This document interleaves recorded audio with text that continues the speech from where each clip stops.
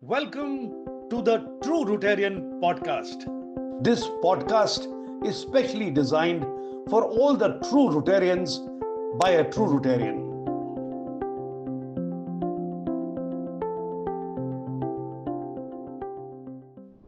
Do you think tourism should be taken seriously as an economic and social driver in India? Let's say this way, that whether you take it seriously or not, it is already happening. Okay. At the ground level, the change has already taken place. A lot of people say that India has got a long way to go. We haven't done anything what Dubai has done or what Singapore has done, as you mentioned. See the size of Dubai and Singapore. For all the merit that they deserve, even if you see the size of Delhi, Delhi and NCR might be much bigger than Dubai or Singapore, or must be similar. I don't know in terms of square kilometers. But the complexity, if you see how many visitors does Dubai have, and how many visitors does Delhi have on a day-to-day basis. Yes. Dubai has a whole lot of visitors coming from GCC countries. Singapore has some millions of Malaysians coming in on a daily basis. They come in the morning, they go in the evening, using a passport. Yes. That means, according to you, India now has the ecosystem to promote tourism through events, exhibitions, and collaborations. Yes, very much so. Very much so. Wow. Welcome to TrueRotarian Podcast, a podcast where we talk about stories of service, voices of change. Today's episode takes us to a very fascinating journey through world of tourism, one of the largest global movements that connects people, cultures, and opportunities. My guest today is Mr. Navin Berry, a pioneer and a visionary in Indian tourism with over 5 decades of experience spanning journalism, event management, travel trade shows, and tourism promotions. From creating India's first specialized company to produce tourism literature, to founding SATTE, India's first international trade show, his contribution have shaped how India presents itself in today's world. Together, we will explore few areas pertaining to tourism. We'll talk about what tourism means in our country. We'll talk about Mr. Berry's journey in this particular journalism and innovation in tourism. And we will also talk about how India makes tourism seriously and makes it as a national mission. So sit back and enjoy the journey of tourism with Mr. Navin Berry. Mr. Berry, welcome to you. Thank you very much. Thank you so much. Welcome to TrueRotarian Podcast. I'm sure you must have seen our podcast in the past. Yes. What do you yes. have to say about them? Indeed, you've been making some very interesting podcasts. You've been sending them to people like me, and quite enamored of the hard work and amount of diligence that you've been putting into these podcasts. I must say, once it did occur to me, how about putting tourism on it? Who? So, on one of your podcasts. Okay. And as you mentioned, I've been around for over 50 years, so it's more a measure of age, not so much of professionalism or success. But having said that, over these years, assuming I was even doing one interview a month, over 50 years, it would mean I have done 600 plus interviews in my career. It's probably 5 or 6 times that I've had the opportunity for somebody to interview me. So today I find the ball is in the other court. I am having to face your questions. Actually, it's so much easier putting the questions, so much more difficult answering them. So thank you for having me on your show. Looking at your experience in the field of tourism, actually, I'm getting very excited and nervous at the same time My God. as to what kind of questions should I be asking you to, tell us something about tourism. No, I think just let's keep it simple because tourism is also a very simple subject. Great. So please start. Thank you. So, how would you define tourism beyond travel and leisure? When you use the word tourism, what's the image that comes to your mind? When I say mural or art, Yes. you see this art behind you. Right. When I see a cup, you can show me a cup. Yeah. When I say steel or a mic, you show me a mic. But when I say tourism, you will not have one image in your mind. Yeah, it will be diverse. It will be diverse. You will say hotel. But Travel. not tourism, it's hotel. No, you say an airport. I say it's an airport. You say it's an aircraft. I say it's an aircraft. You say it's a train. I said it's a train. It's not tourism. So what is tourism? Tourism is the sum total part of all these things. And therefore, understanding tourism in any context, in any country context, is to understand the complexity of all its parts. Yes. And each country has its own parts and its own complexity. So don't say ये Singapore में हो रहा है. Singapore के parts कितने हैं? India के parts कितने हैं? दुबई में हो रहा है. Dubai, how many parts does Dubai have? So tourism remains extremely complex. And the other part of tourism which I wanted to mention, that in our country and in most developing countries, we think of tourism as sair sapata. It's the leisure. It's the visiting sites and monuments. You think of tourism as tourist aaya hai. He's gone sightseeing. So if you see 20 foreigners with toting cameras in front of Jama Masjid, oh, dekho, they are tourists. But when they are walking through the lobby of Taj Mahal Hotel as part of a country delegation, accompanying their own president or prime minister who's visiting India, you don't associate them directly with tourism, but you say, oh, delegation aayi hui hogi. Similarly, you have IPL, you have all these players playing, foreigners, their families have come, they're escorting their sons or brothers on their tour. They're tourists right through, but they've come as cricketers. So you know, cricketers aaye hue hain, but they're not tourists. So when you put together this entire gamut of Indian tourism, you will have to bring all these disparate parts together to understand India's tourism complexity. Okay. Well, a lot of people say that India has got a long way to go. We haven't done anything what Dubai has done or what Singapore has done, as you mentioned. Should we address that a little bit? See the size of Dubai and Singapore, for all the merit that they deserve. Even if you see the size of Delhi, we probably, Delhi and NCR might be much bigger than Dubai or Singapore, or must be similar. I don't know in terms of square kilometers. But the complexity, if you see how many visitors does Dubai have, and how many visitors does Delhi have on a day-to-day basis? Yes. Dubai has a whole lot of visitors coming from GCC countries. Singapore has some millions of Malaysians coming in on a daily basis. They come in the morning, they go in the evening, using a passport. Yes. I was reading a newspaper item the other day.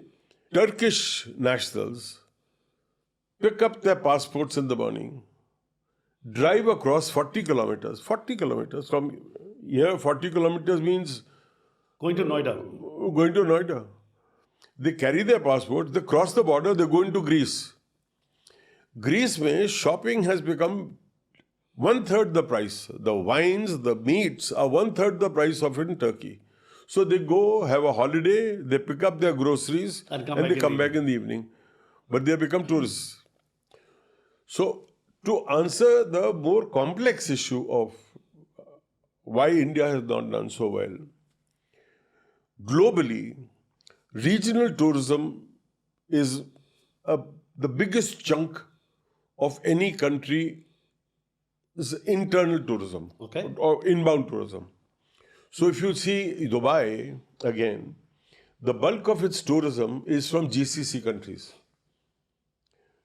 Same thing of Southeast Asia. Countries what we call also intra-regional tourism. If you see Europe, much of European tourism is one country into the other.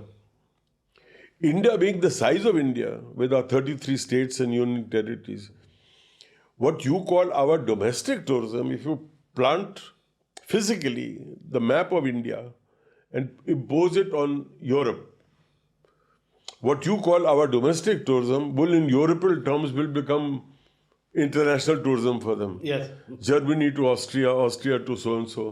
So India suffers geographically in not having any regional tourism in terms of international tourism. We have virtually no tourism with Pakistan. Sri Lanka, Nepal, numbers are much less. Yes.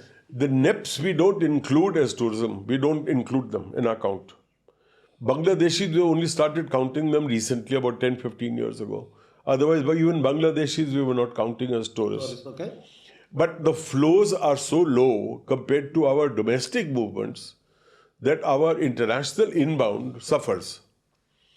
And getting long-haul tourists into India, that has been a challenge. It has been a challenge. Let's accept it. It has been a challenge, and it's been a challenge for a number of reasons. Okay. So if you want me to enumerate some of those challenges... Yeah, sure, we'll come to them. Yeah. We'll definitely come to them. But let's start with, what are the key ingredients to make a nation truly tourism friendly? Is it the policy? Is it the infrastructure? Or the mindset? It'll have to be both. All three. Infrastructure, Policy policy, and mindset. and mindset. Okay, so all three. I'm not a political person, but we did suffer immensely from an infrastructure point of view till 10, 15 years back. The big turning point in our infrastructure must have been the privatization of Delhi and Mumbai airports. In terms of inbound tourism, Okay. would be the connectivity into India. We had poor airports, Delhi and Mumbai. So the first big step must have been the privatization of the two, GMR and GVK taking over these two airports and bringing them to scale globally, internationally, in terms of what you expect from an internationally strong tourism player. But in the last 10 years, now today we have two airports in Bombay. Navi Mumbai has been inaugurated. Yes. It will be Recently. fully operational in another Very 2 soon, months. yeah. Delhi is being inaugurated, I believe, from the media reports. So two airports give you unparalleled connectivity with the world at large. I am talking now in terms of long haul. So that kind of connectivity we never had. Second is the cities. Our cities are growing, Delhi and Mumbai, to unmanageable proportions. That's a challenge. We didn't have hotel infrastructure. We didn't have MICE facilities. A lot of that. That you're talking about 10 to 12 years ago, right? Yes, but now we do have. Now we do have. Now yes. So infrastructure has come. Mindset is still not changing. We still feel somewhere that tourism is a non-serious subject. Okay. Tourism, we still think of that sightseeing element, not the totality of the tourist product that we mentioned when I started. Tourism is for all reasons, all seasons. Internationally, the purpose of visit is not the criteria for determining if you're a tourist. Internationally, whichever country's numbers you are evaluating, the reason for travel is not in consideration. It's the number. Technically, you are meant to spend an overnight in the other country that you visited. When you become a tourist, you may have come for anything. You may have come for a medical treatment, Or a meeting. or a meeting, or to visit a monument, Yes. or maybe you just heard that Sai Bharab has fantastic outlets, or let's go to Horizon 1 Yeah. and spend 2 evenings there, and we'll come back. Fine. So all that opportunity has come around. But now to answer your last question, most critically, why have we been lagging? This overall totality of the Indian experience has not been projected. Wow. Now things are changing. They have yet to start. Yeah, that you start. They have yet to start. So another question, the follow-up question to this is, do you think tourism should be taken seriously as an economic and social driver in India? let's say this way, that whether you take it seriously or not, it is already happening. Okay. At the ground level, the change has already taken place. It has taken place at individual industry level, at an individual hotel level, or at an individual airline level. It is perhaps the most gender neutral industry, where we employ men and women irrespective of their gender. And the employment potential or the reality is from somebody who's just a class 11 or class 12 pass, or a undergraduate or a graduate, right up to the most professionally skilled people. So the employment potential is virtually at all levels across. Look at an airport, you have a loader, Yes. you have a receptionist or ticket checker at an airport counter. You have all kinds of facilities all over. You have highly sophisticated ATCs and others working behind the scenes. So the employment potential is enormous. Now, for tourism, the entire tourism, not Sair Sapata, not monuments, but the entire tourism product, to be recognized in its entirety, to be given a seamless single entity, that needs to be explored still. Now, coming back to the next connected question is, how can tourism become a force for social good, creating employment, empowering local communities, and preserving heritage? You talked about monuments, you talked about the kind of jobs how can effective thought process to take tourism seriously so that it becomes a good for the society and good for the nation? See, first, as I said, it's already there. The employer potential is already being exercised, so to say. It's happening. It's work in progress. I said the sum totality of tourism needs to be recognized in its entirety. Unfortunately, at a government level, we keep saying there's the Ministry of Tourism. Now, the writ of the Ministry of Tourism is confined to literally overseas promotion of tourism, maybe domestic tourism promotion. They do look after directly hotels and tour operators. Beyond that, their writ doesn't exist. They don't control the railways, they don't control the aircrafts or the airports. They don't control rural countryside if you want to create rural experiences. So all that is happening outside of the purview or jurisdiction of the Ministry of Tourism. So if you want that tourism to get that central push, then Tourism Ministry must get empowered to handle all that is in tourism domain. Okay. That can make the big That can make change. a big difference. Yes. Wow. Now, let's talk about your journalism and tourism communication. How was it to write about travel in those days when tourism communication was in its infancy? Interesting, because it wasn't even in its infancy. When I started, it was just probably taking birth. Yeah. So we've seen it over these 50 years. And I think a lot of it is to do with the changed environment for the communication industry as a whole. Mm-hmm.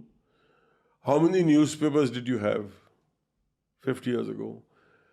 How much media exposure there was 50 years ago? You didn't have a computer. You didn't have a Google search. No, we did not have a Google search. You didn't have your resource to imageries like you do today. Yes. Now, as a sum result of it, you had no access to information. If you wanted to know when you Khajuraho jana hai, you would actually ring up people, dial his 5-6 numbers. You know, I want to go to Khajuraho. And you say, where? You say, Khajuraho. Now, when you landed up in Khajuraho, then you had no access to each other. You would wait for the person to reach the hotel and probably call you. Then you had this lovely expression in those days, which has now become a legendary thing. तू पहुंच के ना चिट्ठी लिख दें. On reaching, send me a letter. Now today I find it humorous to tell somebody, when you have reached, send me a letter. The children will say, what letter? What kind of a letter? What letter are you talking about? So that wretched letter also doesn't exist today. Now, so that entire process of change has got reflected in travel and tourism writing. There is so much of coverage, there is so much of information. In fact, there's more information than you need. Now you need filters. Yeah, now you need filters. Now you need filters. So what was missing in the way India projected itself, and how did your publishing venture fill that gap? I don't know if my publishing venture filled that gap, very honestly, because much of what we did was for internal consumption within our country in terms of publishing. But in terms of how India was projected at that time, we were still coming out of so-called a dark age or something. We were still a land of snake charmers. We were a land of where you landed up there, you had a Delhi belly, wahan ka pani mat peena. So all those things would surface ki, are you safe? Now I think for all the unhappy and avoidable instances which you do come across at some point or the other, of some disruption or some malpractice, we are a very safe country. We are a very secure country, as secure as any other country. So I don't think there is any problem in that. And the diversity of the Indian product has become probably 100 times more. That snake charmer is not an image by which we have to live with and be identified with. It's more a relic of the past. But our handicrafts and our heritage, all that is a great intrinsic strength of our tourism product. And I keep telling people that in case of India, our culture and heritage and our tourism is mutually coexistent. One depends on the other. If our heritage and culture is not harnessed, there is no tourism. And to harness our culture and heritage and to make it sustainable, you need tourism, whether it's domestic or international. But you need footfalls to make it sustainable. Wow. What is your view on today's travel media? What has it evolved so far? And has it become more commercial and less authentic?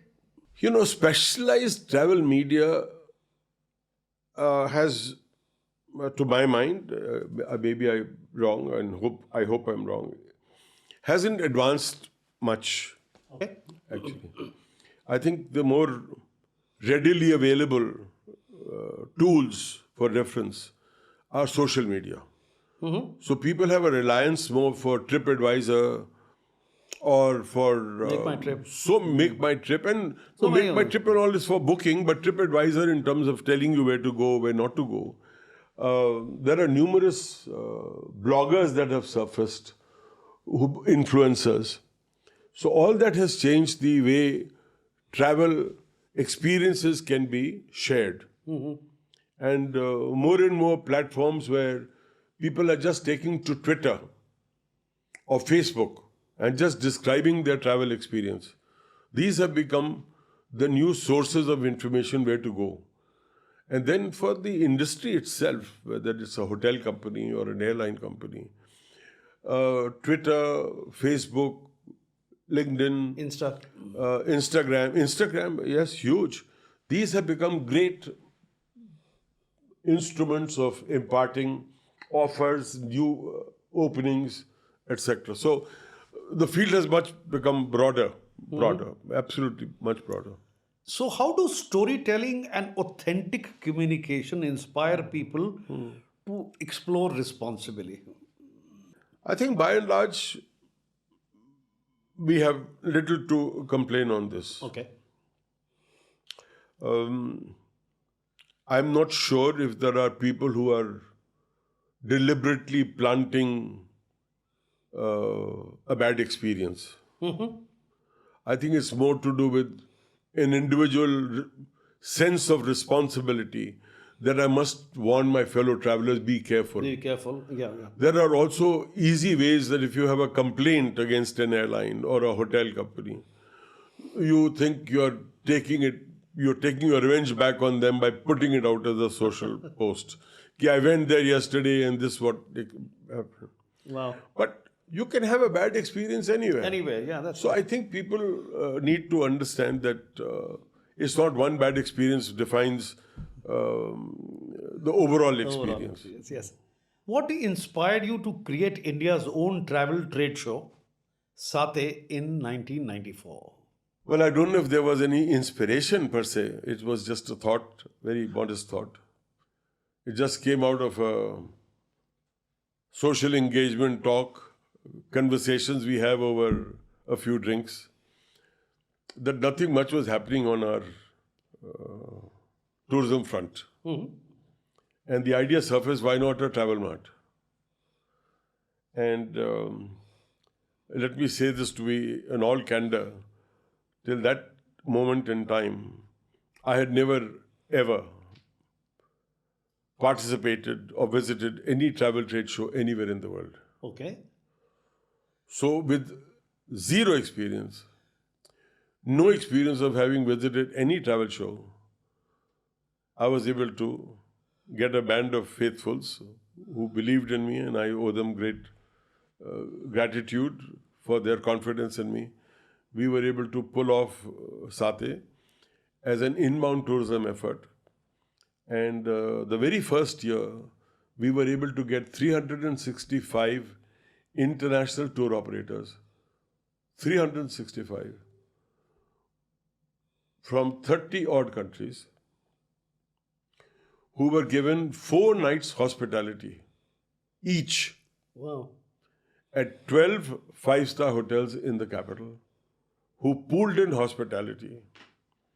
And all these 365 buyers of the Indian tourism product were flown in on Air India, Indian Airlines, and 1 or 2 foreign carriers, I think if I'm not wrong, some on British Airways and some on KLM. Okay. But they were a marginal number.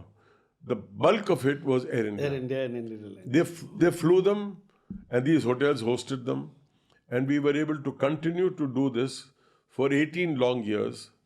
And even I must say, as a tribute to my industry for having supported me the way they did, year on year, the same formula was invoked without any written understanding. There was not even letter exchanged to say that you will do this and we will do this. They were all part of the entire thing. It just happened. It just happened. And over those 18 years, we were together able to host 4,500 international tour operators from an overall size of 50 plus countries, year on year. Wow. And that number has never been beaten till now. So if I quit the show in 2011, we are now in 25. Yes. Another 14 years have gone by. We don't even have an annual travel mart. There's nothing on the calendar. And that record of 365 still stands. Nobody's able to, I think we don't cross even 200. But all our figures are authenticated. All those buyers were living in hotels, all these classified hotels. I'm sure it's in their data. Yes. So it's all there. Navinji, let me ask you one question. Did you face any challenges in convincing the industry or the government to support such a huge platform like SATTE? To be honest, nobody needed any convincing. I was very lucky. I think the kind of goodwill that I had came to my rescue and help. One had only to approach people, and basically it was a common feeling, shared feeling, that we were doing something collectively. It was our show. It was an India show. Everybody's show, yes. And I saw myself only as a catalyst or as a platform for bringing all these people together. All these people together, yeah. So we had a logo at that time saying coming together. Coming together, yeah. And we were just bringing them together. Wow. How did SATTE transform India's tourism outreach internationally? I think it had a tremendous role to play in those years. There was no other trade show, and we were not the people to invent the idea of a trade show. Trade shows existed. So people were familiar with the idea of trade shows, where you had hosted buyers from the country that was hosting the event. At least, let's say, a dozen big countries had similar inbound promotion shows.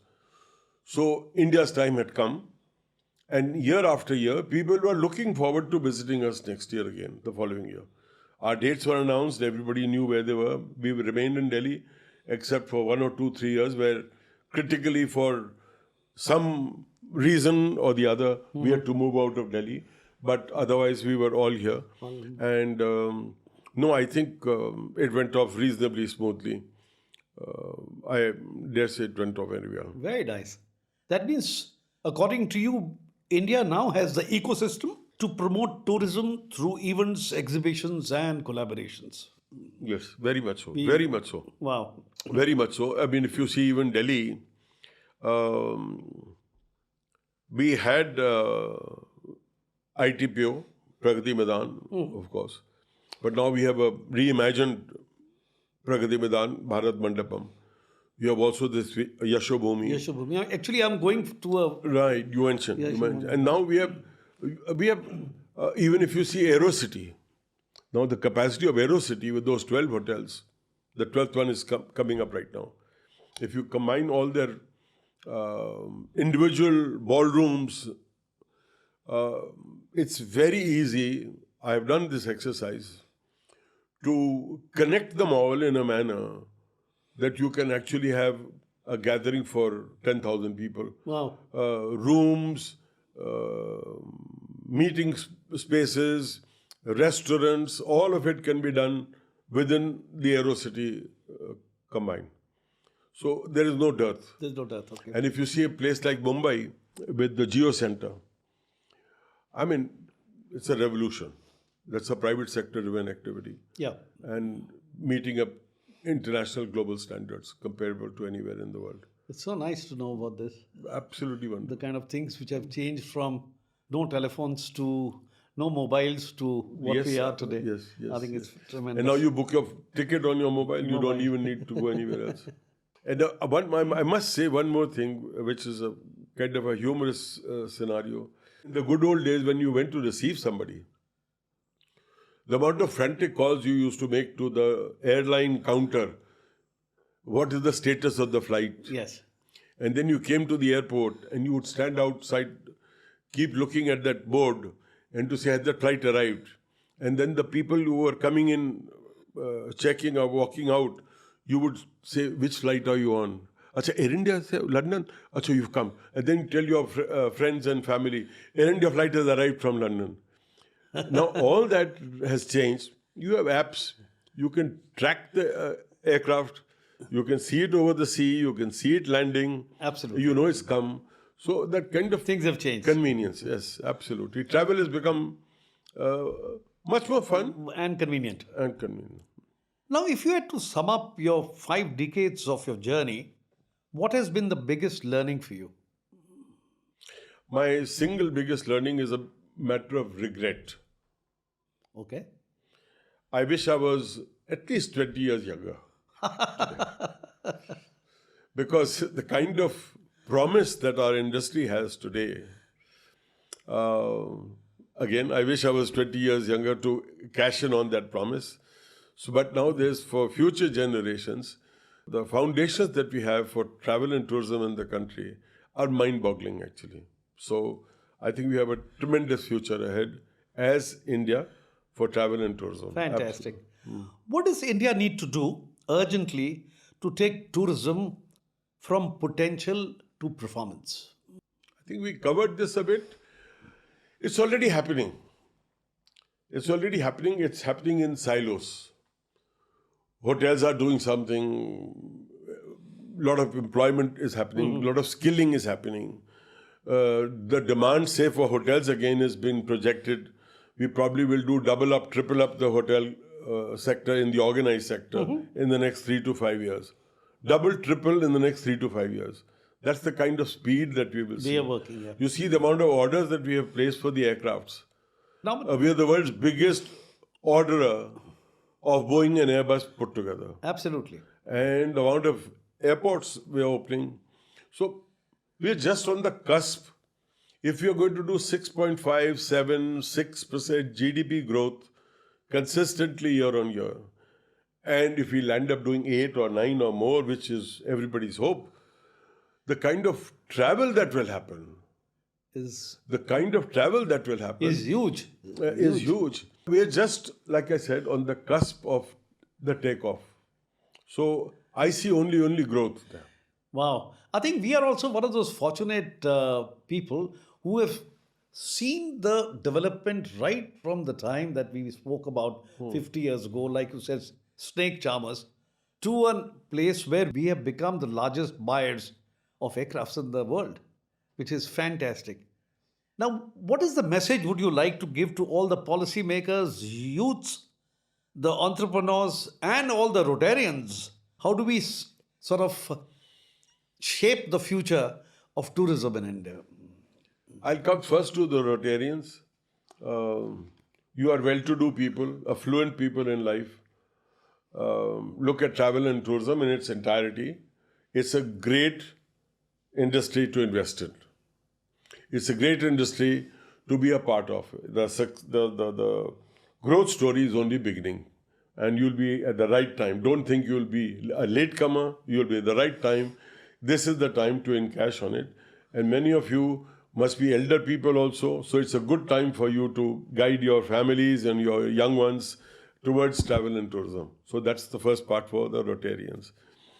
I think Rotarians can also help in skilling, because you have a lot of projects or programs in the social sector. Yes, we do So a lot of skill development. some of those could be aimed or directed towards rural tourism, for instance. If you're going to a village, how do you empower them, the local villagers, in terms of understanding how to exercise good manners, good etiquettes, not to use fork and knife, Yeah. but to be gracious hosts, to look after your visitor. I mean, those are essentials, those can be imparted. But then to policy planners, I think everybody understands that we are at some kind of takeoff stage. The thinking in silos has to stop somewhere. And he continues to harp every third, fourth day. He's opening a hotel, or not a hotel, but a big expressway or something. And he says that this expressway will open the path to prosperity, connectivity, and tourism in the region. Yes. So tourism doesn't get a miss from him. The Varanasi makeover, the Ayodhya temple, all these are tourism. The Patel statue in Gujarat, these are tourism products. We also need more tourism products in the country. We should not be so reliant on Delhi, Agra, Jaipur, for instance. So we need at least 10 more golden triangles in the country by now. They should have already been projected to the world at large. And our incoming tourists, these must be cajoled into not coming into Delhi and Mumbai, but coming into other gateways. We do have gateways. If you see a size of country like USA, they've got good 10, 12 international gateways. You can arrive in Houston, you can arrive in LA, you can arrive wherever you want. But in India, it's still restricted to Delhi, Mumbai, Chennai, Bangalore a bit. But I think we need to open up Ahmedabad some more in the west. We need to open more in the east. Bhubaneswar should be a very big airport. Ahmedabad should be much bigger on the west and the east. You must open the northeast. Lucknow should become much bigger. So that scope is all there. So once it all happens, it's all good anyway. Wonderful, wonderful. Well, thank you, Navin ji, for sharing your incredible journey. Tourism, as we have learned, is not merely about places, but about people and about connection. You got to have a strong connection and facilitate people who are coming into the country with the kind of things which should be there for a good, strong nation. Absolutely. And that's what exactly Rotary stands for, connecting world through service. And dear audience, I hope our last half an hour has been meaningful to you. It's given you a little more insight into what tourism is. I keep telling myself tourism is all and all is tourism. And tourism is everybody's business and it's your business too. You're very much a part of the tourism process. Come and enjoy its growth and success.